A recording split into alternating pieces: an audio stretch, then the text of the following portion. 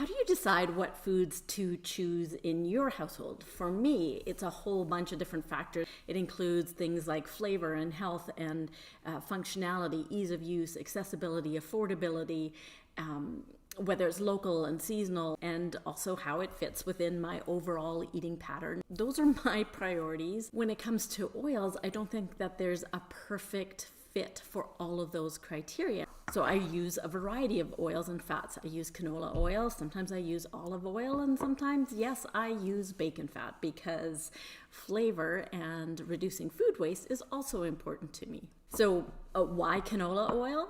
I like the neutral flavor. Out of all the processed oils, I know it's considered to be one of the healthiest options out there.